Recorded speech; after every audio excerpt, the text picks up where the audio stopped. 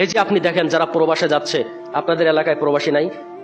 অনেক প্রবাসী আছে। ঢাকায় এয়ারপোর্টের আলাদা একটা দরজা আছে, সেখানে প্রতিদিন খালি লাশ বের হয়। হয় কি হয় না? আমাদের চরিত্র খারাপ, আমরা মানুষ, আমাদের চরিত্র খারাপ। তো বলবেন হুজুর কেন?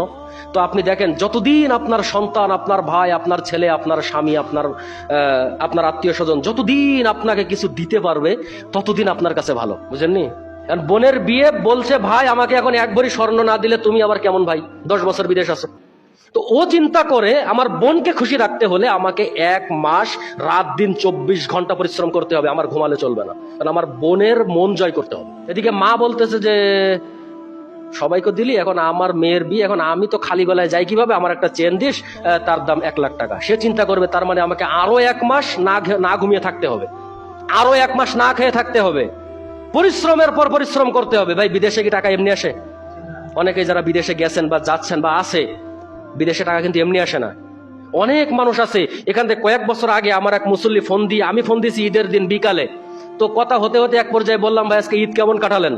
তো বলছে, হুজুর আল্লাহর কসম আজকে যে ঈদের দিন এটাই আমি জানি না। মালয়েশিয়াতে থাকতেন। বলছে যে হুজুর আল্লাহর কসম আজকে যে ঈদের দিন এটাই আমি জানি না, আপনি বললেন তাই আমার মনে হলো। তাহলে আপনি একবার চিন্তা করেন তো।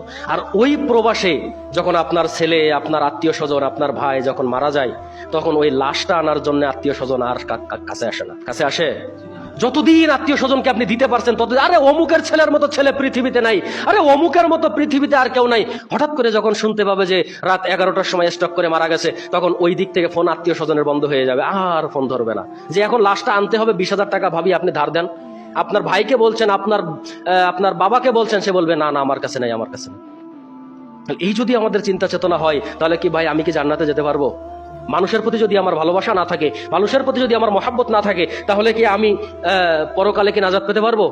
এই জন্য আল্লাহ সুবহানাহু ওয়া তাআলা বলছেন 102 নম্বর সূরা তাকাসুরের 1 এবং 2 নম্বর আয়াত, আল্লাহ রাব্বুল আলামিন এখানে বলছেন যে আলহাকুমুত তাকাসুর হাত্তা জুরতুমুল মাকাবির, প্রাচুর্যের প্রতিযোগিতায় তোমাদেরকে গাফেল করে রাখবে যতক্ষণ না পর্যন্ত তোমার কবরের সাথে সাক্ষাৎ হয়।